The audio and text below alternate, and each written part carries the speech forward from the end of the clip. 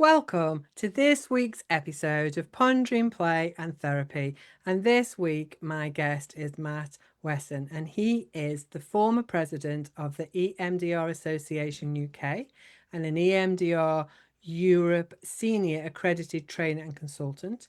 He has 30 years' experience in the field of mental health in numerous different settings, including defence, NHS, industry, and private practice.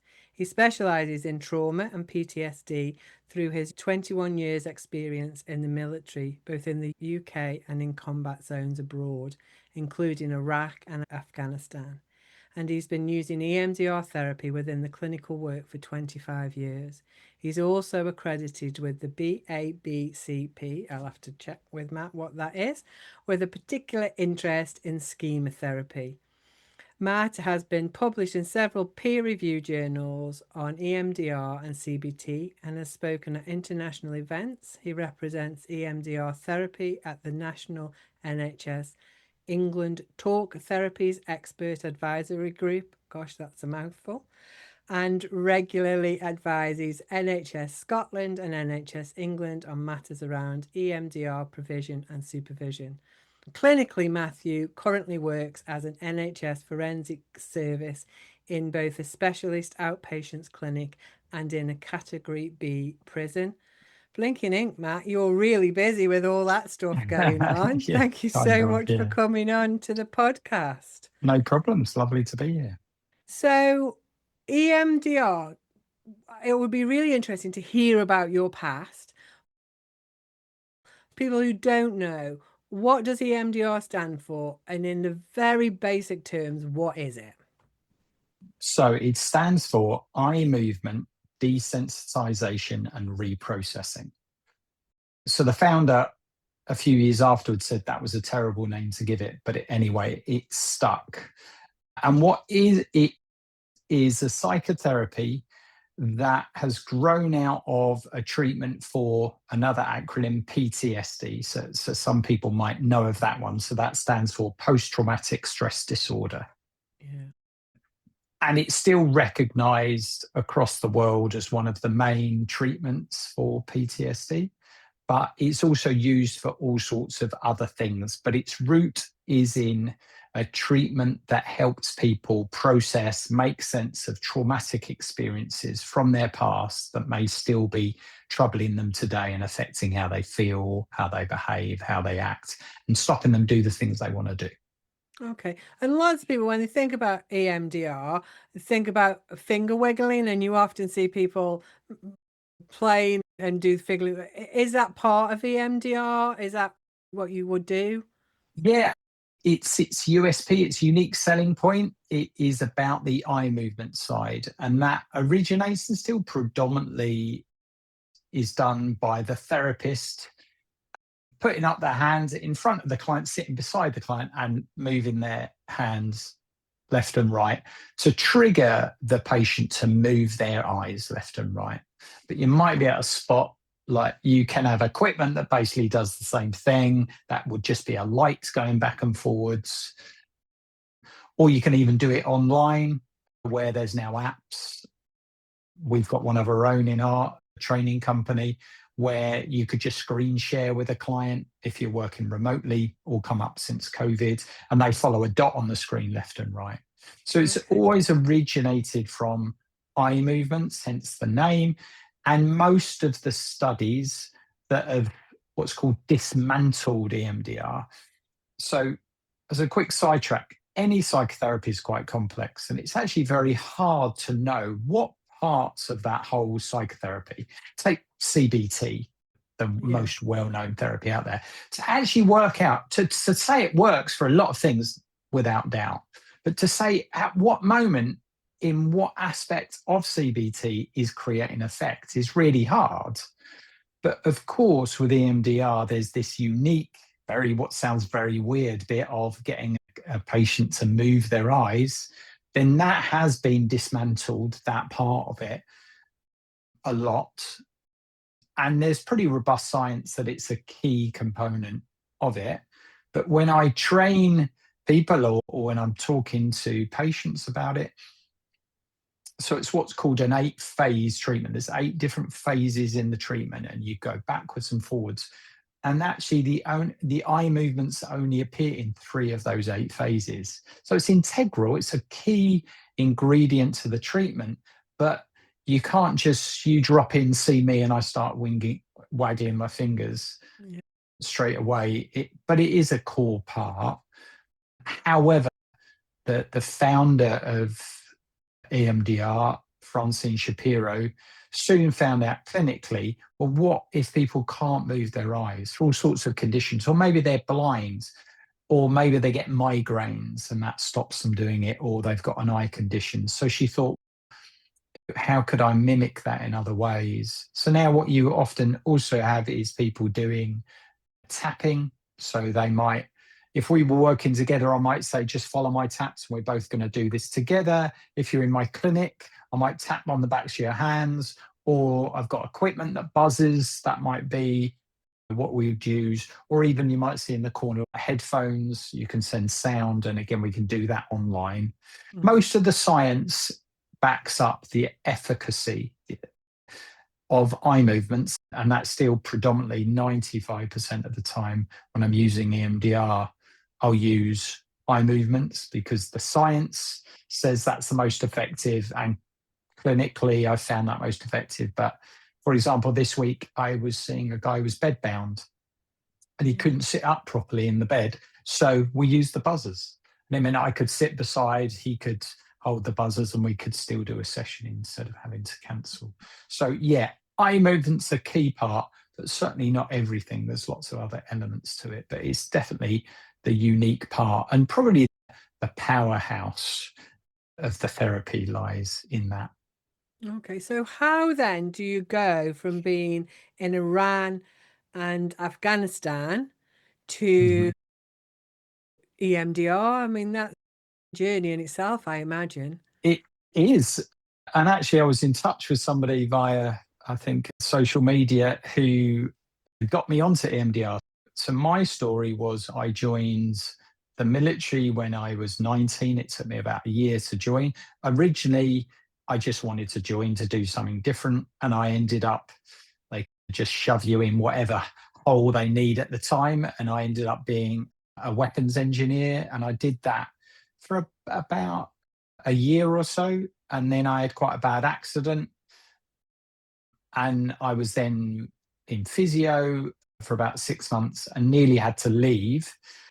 And it was over that time that while I was working hard to get well again, I looked around and thought, engineering really isn't my thing. I'm not quite sure why I ever thought it was, but you're young and you're told this is what you can do.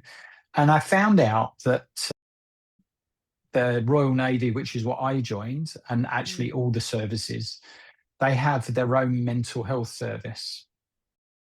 And I found out about that through a friend that I'm still very good friends with now. And I thought, oh, that sounds interesting. And literally, that was the journey. So, a couple of years after joining, I found out that there was a mental health branch, and I applied for that. And basically, it's called a branch transfer. So, I transferred from out of engineering into mental health. I did various bits of training through the NHS. I was kind of seconded out of the military to do that. And that's where I spent most of my military career, was in what's called the Defence Mental Health Services. Okay. It still runs now, a bit different form, but our job is to look after serving personnel who have mental health problems. That's not just PTSD. We struggle with all the same stuff everybody else Yeah. does. Yeah. And so it was like our own mental health departments. They were spread around the country, even though I worked predominantly in Navy ones, so down in Portsmouth and Plymouth. We would also look after RAF and Army if they were in our area. And yeah, our job was to get people well again so they could continue serving or go back to their frontline unit in whatever condition they came with: depression, anxiety, PTSD. And it was made up of people like me that were in uniform serving members Yeah. themselves. But it was also made up of civilians, and that could be social workers, mental health nurses, psychologists, psychiatrists. So you were a team looking after that. So that's the predominantly where I spent my military career. And then within that, we deployed. And so I was in during that time of a lot of what's called high operational tempo. So lots of Yeah. deployments with Iraq and Afghanistan happening concurrently. And so I did some tours in both of those places. One was a seaborne tour looking after all the maritime units. We had a mental health team out there, and one was on land looking after mainly Royal Marines So and Army. how do you support people's mental health when the level of stress and threat must be so significant that actually you're in survival mode more than you're in your whole brain, whole body? How does that work? Yeah, it has its challenges. I would say it was still by far the most, I was going to say enjoyable, but maybe most rewarding time of my military career was working on deployment. It felt like all the years of training and the Mm. endless courses you have to do and all of that was worthwhile. So there were limitations in what we could do, but I would say you adjust. So the level of threat is higher, but you're not at ultimate threat all of the time. Mm. So if we look at, say, Afghanistan and the land operations, a lot of people think everybody's the real, what we call the sharp end of it, which will Yeah. be like the infantry troops. That's actually a very small percentage. I don't know. For some reason, I want to say 10%. You need a huge amount of people to support the people at the very sharp end of it. Right. And they are under very high levels of threat, but they need a huge amount of logistical support. And we had to support everyone, those at the very sharp ends and those who may be more in a logistical or a support role. So it may be occasionally we would generally fly around the different units because there was tend to only be 2, 3, or 4 of us in the mental health unit covering loads of places. So we'd fly around, we'd get referrals from GPs because there'd be military GPs out there as well. Or it might be a chaplain or a padre.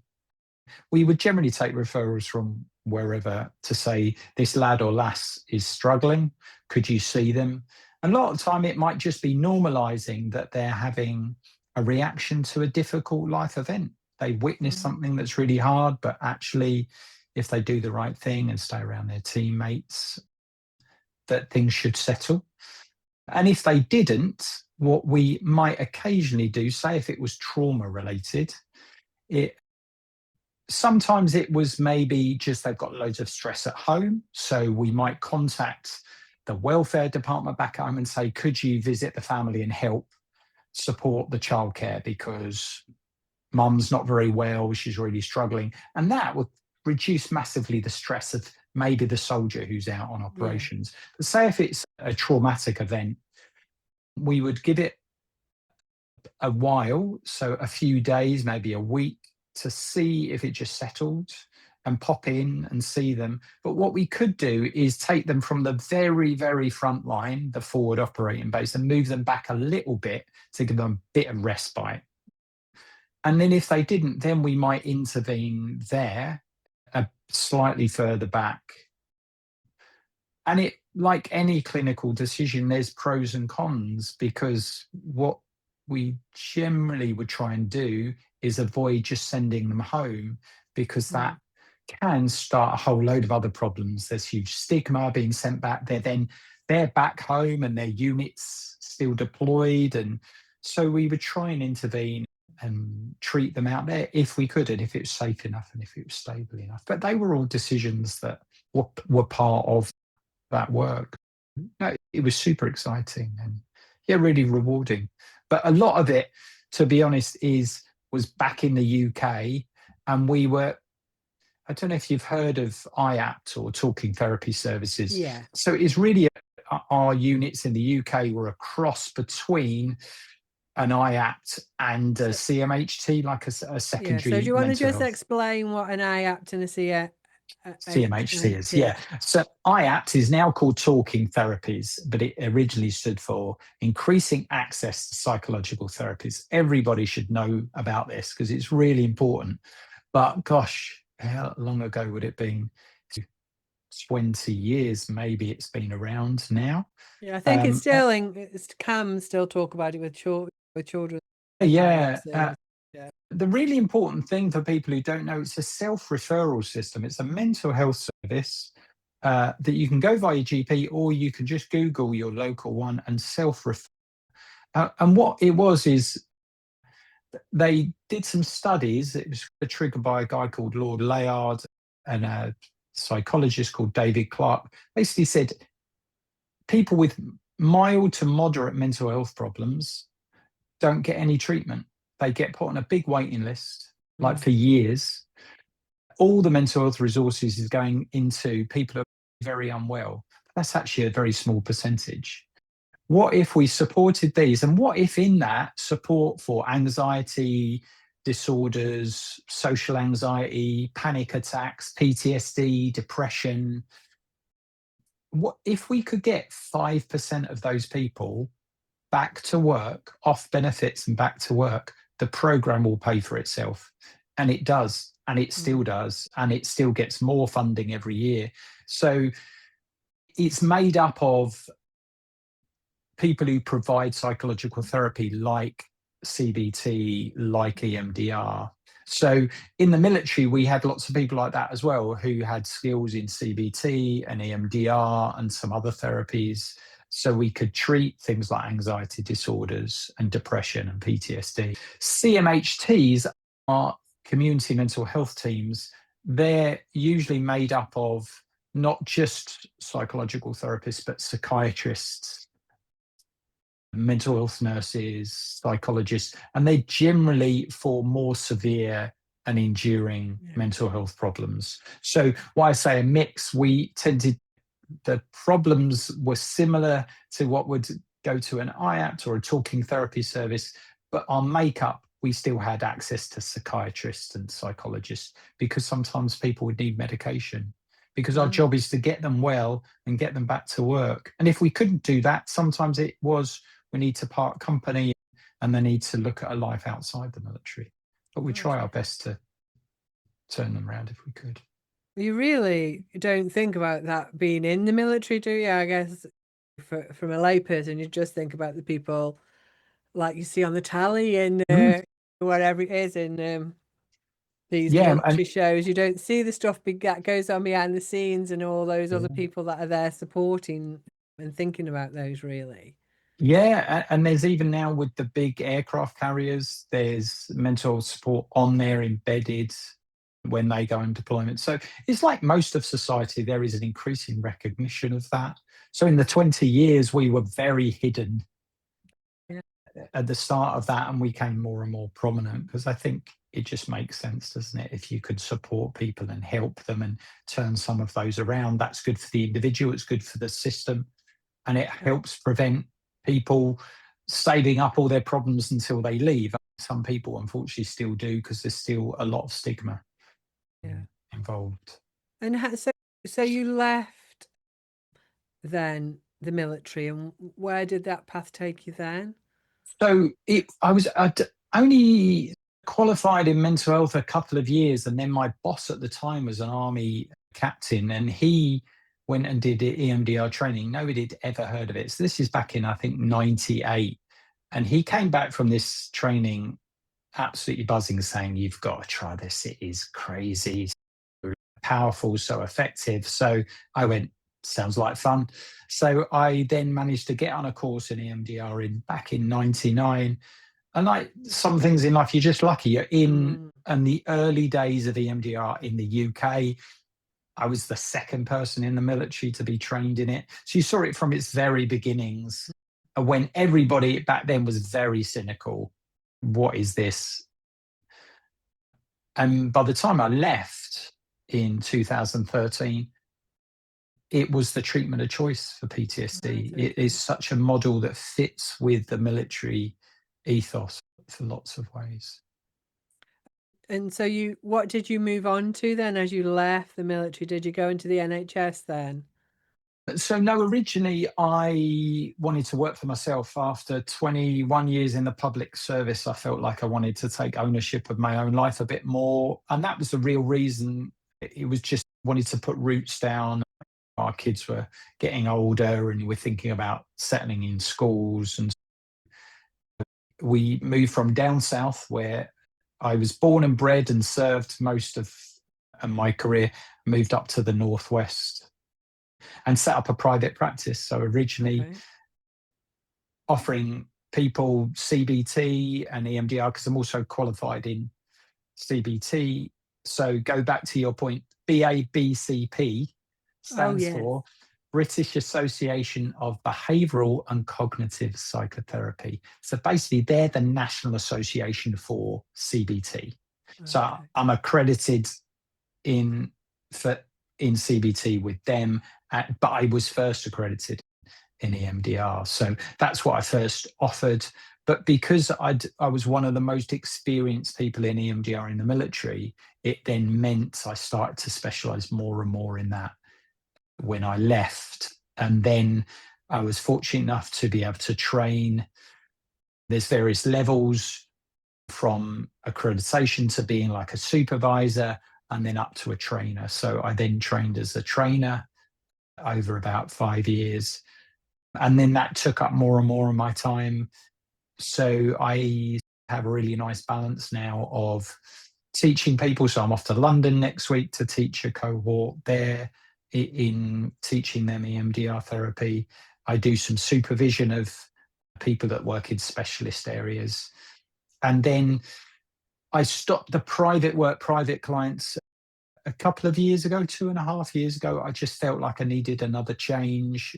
And I had some colleagues that worked in a forensic service, and I was always, whenever they spoke about their patients, it always sparked a bit of a, that sounds interesting. So I sent a few emails, pulled a few strings, and thankfully now I go and support Mersey Care secure services. So I go and do my clinical work in a specialist outpatient clinic in Liverpool City Centre and work in Liverpool Prison in their Okay. talking therapies team there. Again, Yeah. people don't think that there's the talking therapies teams in prison, and some, yeah, a lot of them do have. Not. Yeah. So I've got several questions. One is you've you set up the EMDR Academy. Is that yours? Yeah, so that's our training organisation. So there's about, I'd say, about 15 trainers in the UK. I think we're probably the biggest and been around for one of the longest. We train people all around the country, so London, Birmingham, Manchester, York. But since COVID, a good chunk of people train online as well and choose to do the whole training online. Some people do a bit in person. So that's the EMDR Academy. It's our training company. There's another trainer, Emma, who works with us as well. And we have also a big team of other clinicians that come onto the training to support the delegates. So there's quite a good mix of staff for delegates, because actually on the training, the clinicians, one, have to be experienced to get on the training, because although it sounds very simple, wave your fingers and feel better, it's actually very complicated and very powerful. So people have to be very experienced to come on. And then during the training is very tightly managed. There's certain hours we have to teach, certain ratios we teach at. And very importantly, they have to do it with each other on the Yeah. training. So it's really important that we make sure that standards is as high as possible so that they're safe and effective when they then go back to their clients, their patients, to use it with them. Yeah. So it's majority NHS, but we get a lot of people from private practice or from third sector or from the military or prisons as well. And so Yeah, if that's people really are exciting. interested in finding out more, of coming on your training, I'll put a link to your website at the bottom of the bio, and people can click on there, and it's on there. You've also, once people are trained, there is a resource element to your website, isn't there? That once you're trained, you get access to resources. Yeah, yeah. So for people that train with us, we got loads of resources like videos and loads of downloadable things for therapists, because it's really hard to remember everything when you're in the Yeah. sort of heat of battle with a patient. So we try and make it as easy as possible for that. And then even if people are trained, we tend to do like refresher workshops every year so they could just keep up to date and make sure they're on the right path, because therapy is hard work. Yeah. And so it's really important people keep up to date, and we're trying to help them to do that. And supervision, there's on your website as well, people can access supervisors, can't they? And try, Yeah. if they want supervision, they can do it through your website if they're Yeah, so we have a team of people on there that either they could just set up a peer group if they just want to explore it in the very early days, or yeah, we have qualified supervisors. They're called EMDR consultants. People can look at that and access those as well. And then there's also EMDR UK. It's the National Association of EMDR, which I was the president for a few years. They have also a list of finder therapists, and you can search via town, or there's a little map on there, and they're only accredited. So that means they've not just done the training, they've done further support since then. So people can search for therapists, people can search for supervisors, and there's also lots of information for general public, for therapists on there about EMDR. So that's worth a look as well. Okay, I'll put that link at the bottom of our website. Yeah. So thanks. So the next question is about prison. Was that very different then? Working with people in the justice system, really? Again, I guess it's quite structured like the military in Yeah. many ways, but was it different, the same? What's that like? It's really interesting. I work with two fantastic teams who are just really skilled and passionate about the work. That's what you get a sense of, that actually they're there because they want to work with this client group, and a lot of people wouldn't. So that's in two setups.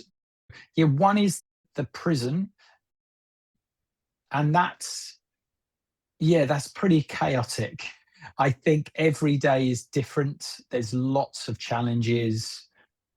So I think it took me an hour and 3 attempts to see one of my guys yesterday, just because every time I went down, there wasn't enough staff to unlock his cell, or then I went back down and the staff were involved in an incident with somebody else. So it's like that.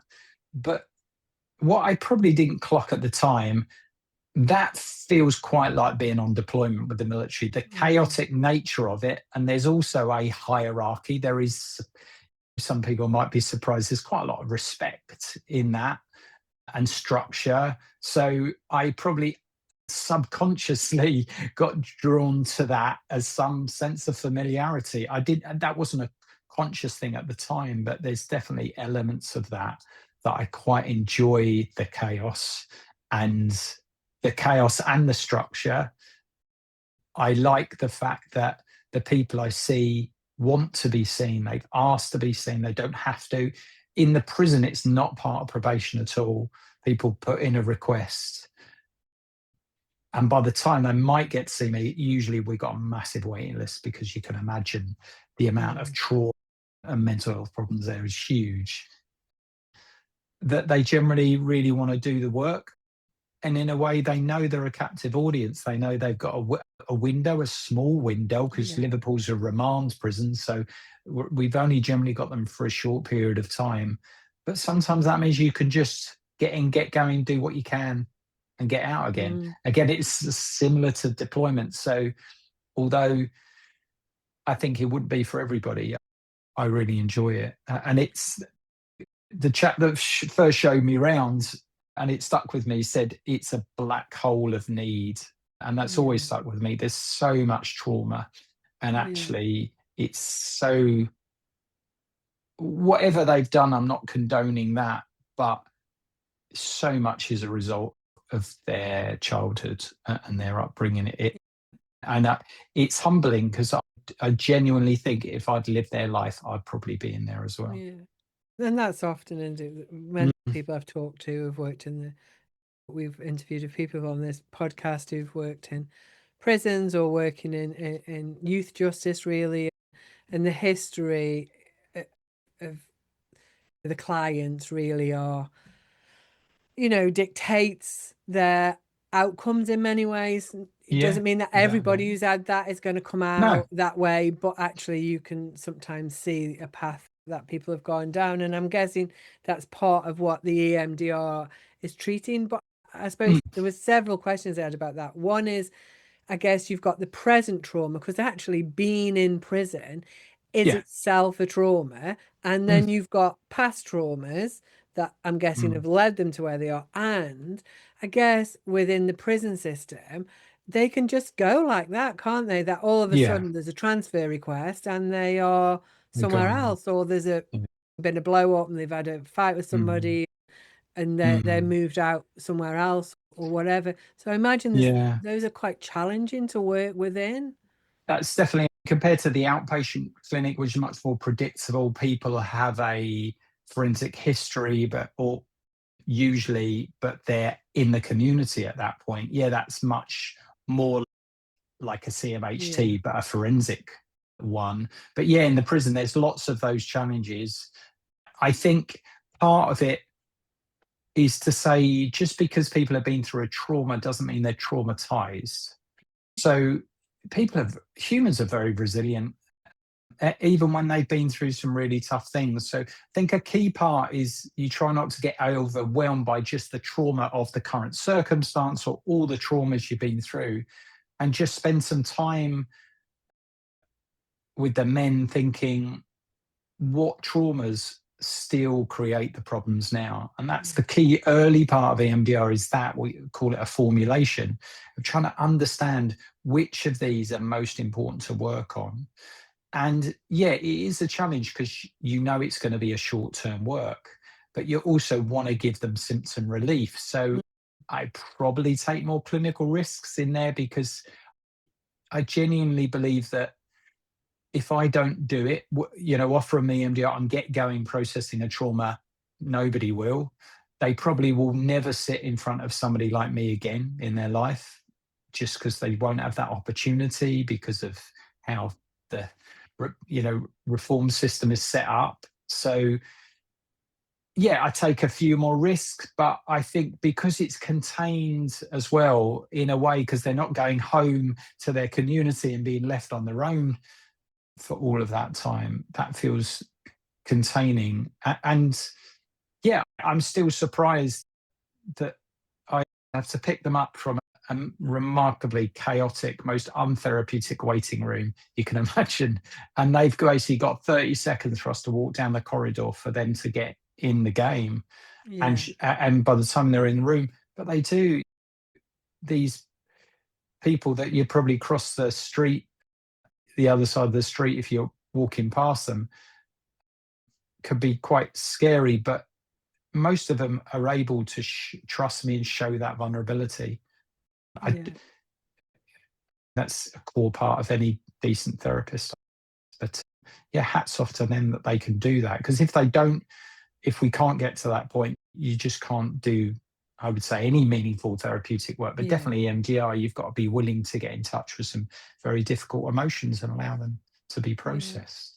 So just as we're coming to the end, I'm just aware that we haven't really talked about EMDR as in the 8 phases. So if you're working with a guy in prison or in the outpatients, how does that look? What are you looking for? How does it go through? What is EMDR at the end of the day? Yeah. So again, like any therapy, it's a bit different depending on the person and the setting. So in the prison, it's a bit, what I have to say, quick and dirty, get in, do what you can, but still the 8 phases. In outpatients, when I have longer, I can take longer and we can take it slower. But the 8 phases, it begins with what's called a history taking phase. No surprise, that is learning about the person's life up to that point. A very potted history, like the headlines of their life. Again, outpatients, I can do that over a couple of sessions. In the prison, I've got to probably try and get through that as quick as possible. But in both settings, I'll already have a referral. So Yeah. that'll help me do that. But very importantly, talk about what they want from this. What is it Mm. that they think EMDR can help with, or schema therapy or CBT? It's not only EMDR. So history taken, and within that is the treatment plan. So that's what I referred to about the formulation. What memories do we think are the ones driving some of the most difficult problems you're faced with? Or, like you said, some people have childhood trauma, but maybe the time we've got, they're most troubled by an incident that happened in prison a year ago. They might have Yeah. been assaulted or attacked, and that's what they're having nightmares about. So we might say, we probably won't have time for the childhood stuff, but let's process this thing that happened a year ago. Others, it might be the opposite. So Yeah. that's the formulation, is So working out what's best use of our time. So that would be phase one. so when you're looking at that, you're thinking about how is it impacting you now? So when you're saying Yeah, what is what's most troublesome, it's about, is it stopping you do something? Is it overwhelming you? Is it, yeah, it's something that's still bringing up the yeah. emotions, the feelings, the reactions that are connected with that event or trauma. Yes, exactly that. So it's unprocessed, as we call it. Yeah. It's in the past, but still pushing the present, and Yeah. then often stopping them go in where they want to in the future. Yeah.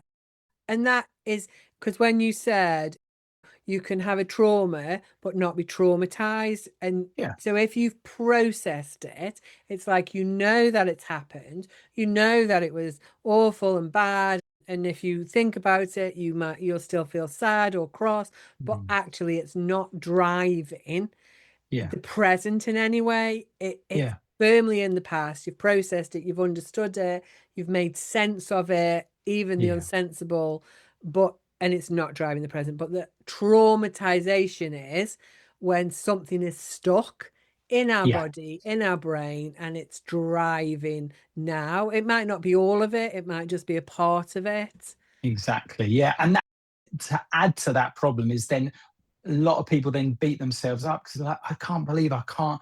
I know it happened in danger from that person now, but still. So, but yet it's not.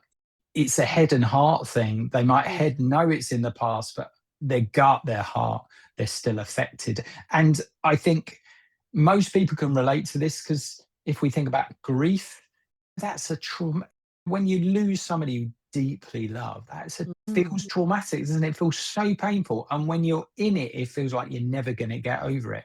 But we do, because we're wired, the brain and the body is wired to overcome trauma. And if it wasn't, we wouldn't be here. We'd have been Yeah. wiped out as a species. We're like, our body's designed to recover from most things, so's our brain. Mm. And if you think about that and reflect on maybe that really painful experience, and you think about it now, it may still not be a good feeling, but you think it just feels like in the past. But some people, those things never get to that stage. They Yeah. remain hot and vivid and emotional, and they start then to drive behaviors and actions that then create a whole ripple of other Yeah. issues. And so once you've identified that, what happens next? And so you've So now then, got this. yeah, Oh, you've done a sorry. history, and we've got a treatment plan that seems to make sense to you, and hopefully, very importantly, the patient. And then you prepare them. So you basically explain this very sort of weird therapy. You explain a bit about it, although really the only way is just to go and do it, go and process something. But we will do things like usually a relaxation or a safe place exercise, or some kind of what we call affect regulation. Mm. Because when you work with a memory, you don't know how long that's going to take. And if you run out of time, so I've got a 90-minute or an hour slot, that's not finished. I need to be able to basically warm the client back down. So we prepare them to do that, talk about what the therapy is, what it isn't, set up some strategies so they can manage distress between sessions. And at the end of the session, that will be the preparation phase. Again, in Mm-hmm. prison, that might just be half a session. In the outpatients, that might be 6 sessions. It Yeah. depends on the complexity and the time you've got. But then the core of the model is in phases 3 to 7. So phase 3 is called assessment, which basically is where we've chosen a memory, and assessment's not a great term. I always think of it as activating. So the patient, we've chosen them and we activate it. So basically we get in the heat of it through the worst image, the worst thought, the worst emotion, where you feel it in your body. We rate that on a couple of scales. So we basically get them all hot and bothered, bring it basically from long-term memory to short-term memory. We drag it forward so we can work with it. So that's phase 3, and that's done in about 5 minutes. But it's a really tricky phase to understand as a new therapist, but it's really pivotal to get the client all ready to go so we can then work with the memory. So the phase 4 is called desensitizing or desensitization.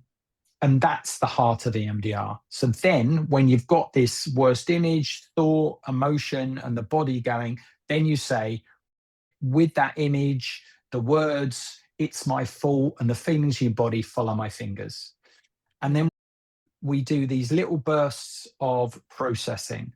So they notice whatever's coming up, they follow the fingers for about 30 seconds. And then this is the bit that's really hard for people to understand if you don't do it, that we just say, notice what goes on. As you follow the fingers or the light, just notice what's coming up.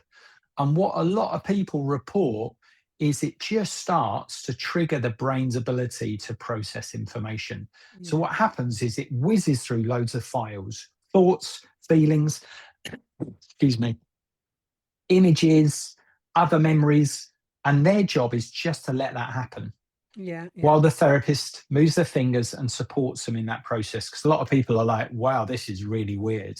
But it's basically giving the brain the tools to process a memory that it's probably processed loads of other memories in the past and it's just got stuck. So you do that for 30 seconds, you check in and say, what are you noticing? And whatever's coming up, they might have gone through loads of things. You then say, what are you getting now? They might say, I can see his face. And you just say, notice that. And you do another set, and then the brain will start moving through more files. And so really these 30-second parts are where they process the information. And actually the bits where we pause are very short and are just to check that they're moving through material. So it's actually very different from a talking therapy because you really don't talk much at all. What you do is you process, you notice. It's very mindful. You just let whatever comes up. Even if they can't understand it, it's bringing in other memories they'd never even connected, or it's making their body feel certain ways. All we just say is notice, just notice. This is your brain and body just processing. So it's really not in a pleasant way, but it's really vomiting out all this distress because this has been locked down. And I think one of the main things I try and tell people I'm teaching EMDR to is when people get very upset. When you're new to EMDR, that's really hard. But when you're experienced, I sit there going, this is exactly where we need to be because they're all this upset they've been carrying around for years, decades. The guy I was working with that I talked about, this is stuff he's held on for 50 years. And it's starting to come out as feelings, emotions, shame, vivid imagery, but it's coming out. And as you go through that session, what generally, hopefully happens is that slowly starts to desensitize, becomes less distressing, less vivid, less emotional. And as that happens, as in a way the distress reduces, they then often have connections, thoughts, insights that they couldn't have when the distress was really high. Like they've now got space to maybe think about it differently or put it in perspective or maybe move it into the past. So that's the role of phase 4. And that's the core part of where you spend sessions in, which is very difficult to understand. But a bit I like about the prison is they say, we just got to get in and do it. And when you do it, you still won't understand it, but you'll go, oh yeah, okay, we'll do the weird thing again because I know it seems to help. And then there's some other phases as well, but I don't know if you want me to talk through those as well. I suppose I just have a couple of questions about that phase. The phase 4 is you don't always have to give all the detail about what you're working on. So for some people, for teenagers, stuff like that, sometimes it's hard to put into words. But Yeah, if they can bring up the memory, they don't yeah. necessarily have to tell you, do they? Absolutely. So this is why it was a model so useful for military, because actually military personnel and teenagers have a lot in common. They don't like to talk a lot. They Yeah. don't like to use a lot of language. There's also often a lot of stigma involved. So doing a therapy that doesn't involve a lot of talking, doesn't involve having to go away and do loads of diaries and homework and all of that. There's lots of similarities. So but for anybody, yeah, when you're working with memories that are full of shame, maybe embarrassment, there are bits where I would often say to a client, look, I know you've got something that feels really difficult. I can tell, but you don't have to tell me. Just notice it. Just notice. If you want to tell me, that's fine as well, but you don't have to tell me. So it's a really powerful part of the process. And this is why, going back to, it's more than just the eye movements. Yeah. There's lots of benefits of this therapy when it's delivered well that I think you can't quite replicate in other Yeah. Uh, trauma focused therapies. Another thinking about again about phase four and that history. We've talked about really the high end of trauma and PTSD, but it can also be used for things like phobias, can't it? And that Yeah. is for the person living through it, it is very, very difficult and very traumatic. But I suppose it's on a different scale, isn't it? But it can be It used just as effectively. it absolutely can. It is on a different scale to a degree, but if you take something like social phobia, we know from the research adolescents with social phobia or social anxiety disorder perform less well at school because they're so focused on everybody around them. They can't Mm, attend to the class or do well in exams.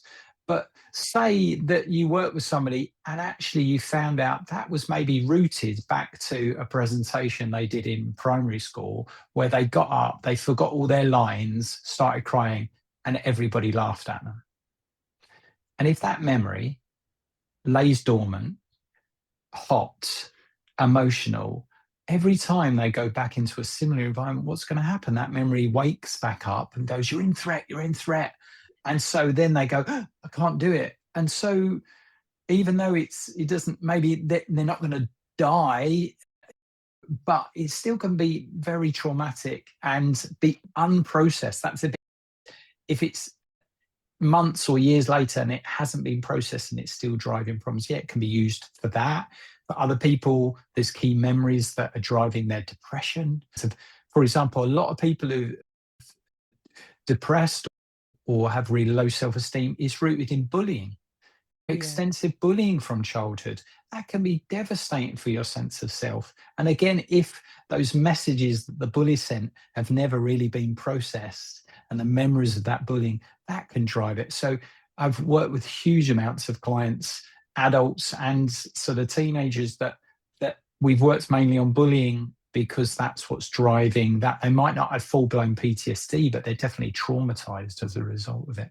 And it can be debilitating, can't it? Things Yeah. like that, things like not getting up and speaking, or even things like spiders and stuff like that. It can, Yeah, absolutely. wasps, it can stop people doing everyday things because that fear is so great, or that they're worried they're going to freeze and make an make a fool of themselves or whatever it is. Absolutely. But can really support with those kind of things. Yeah, and it can be used along other treatments like CBT that's really effective and got a lot of evidence base. It can be used alongside, but sometimes people have tried CBT and just not really got on with it. So it can be another treatment. I think certainly with depression, anxiety disorders, where there's lots of possible treatments, where probably EMDR can come into its own was when maybe the patient knows that this is rooted in an event or a certain Hmm. period of my life and I've tried these other treatments, then EMDR has something to offer.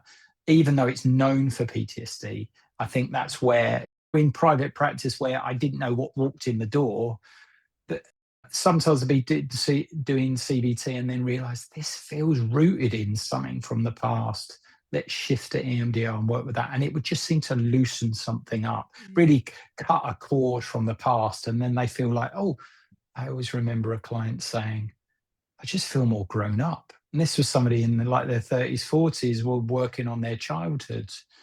stuff around their sense of self. So it But can be just really in the powerful. EMDR, is there an age limit? Can you use it with children? So no is the short answer. So I don't work with, I've worked with a few teenagers, but generally older, like 17, 18, 19, quite a lot of those. But younger than that, what we generally say is they do the core training in EMDR and then therapist goes and does some additional training or has lots of experience with that client group anyway. Because it's a relatively short training, yeah, so an experienced therapist, yeah, you could work with very young. Going back to this isn't a talking therapy, it's not a verbal therapy. So you could go very young with that. The younger you go, it's more likely to be supported by the therapist and their carers. But if you're working with a teenager, it will look very similar to working with an adult. And I'm sure they wouldn't want their carer or parent anywhere near that room. So, absolutely. But because it's different to most talking therapies, I think it's even more suited to certain client groups. And I would class children and adolescents within that. And so some of that can be with a parent or the carer that Yeah, they do the tapping for the child, can't they? And also it can be used that the parent might tell the story or that you do something creative like the sand. So they don't have to sit there and bring up the memory like exactly. the adult supports that memory or that experience. Exactly. So it'll be modified depending on the age of the child and modified in certain ways that they would done on additional training, but also from their kind of common sense of a therapist experience with working with younger children. They're not going to be trying to generate core beliefs about that child's self. Mm, It mm. will be creative, like sand tray, or one of the few children I ever worked with, we did it with Lego. And we had his mum in, and she would do the tapping on the backs of his hands while he told me a story of what happens to him. So it's being creative depending on that age, but yeah, utilizing other methods seen in therapy with that age Yeah. range. One last question because we're coming to the end. If an adult needed another person in, so Hmm. say there's an adult that's thinking, actually, I would, but I'm worried, I'm scared, and whatever it is. And sometimes it might be just the vulnerability of being in the room with Yeah, another sure. person. Yeah. Could they could they bring somebody in alongside them to support them? Well, it's a training that it's a question that comes up on the training quite a lot. Not usually, but possibly. I've done it on a few occasions, so it might be just for the first session or two Yeah. until they get to know me and maybe realize, oh, he's relatively normal, and I think I trust him. And then they'll feel like, and at that point, I'll probably say maybe it'd be good if your friend or your partner wasn't there, because what I don't want them to do in the memory is be editing what they experience because they're worried about somebody else Yeah. hearing that. So they're the kind of things that any decent therapist will look at the pros and cons. One of the few times it was an older lady who had dementia. And so it felt like it was really appropriate that her husband was in there and he held her hand throughout the process. Yeah. But even then, we had to adapt it because she'd forget what we were doing. So nothing is impossible, but where I can deliver it, where the evidence is, how it was taught, the same way I teach now, I do that. And if I can't, Yeah. then I'll modify for that client Yeah. just based on clinical experience. And But I was going to say, I guess really that preparation bit that you talked about before is where you build that relation. It's like any therapy, isn't it? It's building that relationship up yeah, until the person's comfortable to get to the core of the therapy. And I suppose, absolutely. like you say, if you've got and in the prison, they're on their own anyway. They're not going to want a prison guard sitting in there with them, are they? Yeah. But I guess where you've got time, our Yeah. job as a therapist is to really build that relationship up so somebody feels comfortable enough to engage where they are, really. It's still, I think, and still, the evidence seems to point that what we call the therapeutic alliance is still Yeah. a central part. But it's just you can get that very quickly with some clients, other clients, because they've been let down by other people, or maybe even services, maybe even therapists, that's going to be a Yeah. longer task. But Yeah. it's core. And I know we only chatted specifically about 4 of the 8 phases, but the 8th phase of EMDR is Yeah. called reevaluation. And they're like you do in any therapy, where we say, how are we doing? Are we on the right things? Do we think we're making progress? What do we need to work on next? Or you've missed the last 2 appointments. Why might that be? So it still has a lot of the core elements of any decent therapy to say, just because we started here, we need to check in that we're moving in the right direction, or check in how many sessions we've got left, and make sure we're making the best use of our time together. And is EMDR available on the NHS? It absolutely is. And if you're told it's not, then people should question that, both within CAMS and adult services. It probably is much trickier in CAMS, as we all know. CAMS is overwhelmed and fighting for survival, which for somebody who works with traumatized adults, I feel that's just a travesty, because if we could treat it, then it just solves so many issues. However, it is available in both, like I say, for adults talking therapies. They should all be offering EMDR talking therapy services, certainly if you've got PTSD. And services like that, voice is getting stronger, but they'll only hear it if you make it vocal. Ask for a treatment and for why.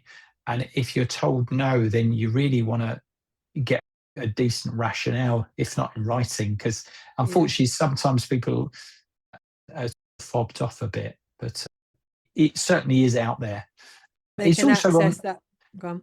It's also available for private practice. If you've got a really long waiting list, or you're being fobbed off, there's lots of people in private practice as well. But I know So that's a limiting factor. But yeah, it is available on the NHS. and they can probably just get that through the GP. But if people want to Yeah. learn more about it, they can access your website or EMDR. You are the EMDR Academy. Yeah. Yeah. So we're mainly for therapists that want to train in EMDR, but for the general public who might be listening, emdrassociation.org.uk.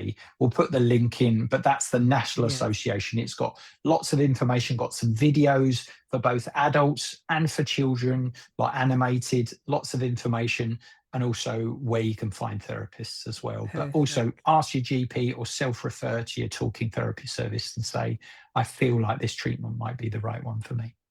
That's perfect. Thank you so much for your No time, problem. Matt, and coming on Pondering Play and Therapy. Thank you.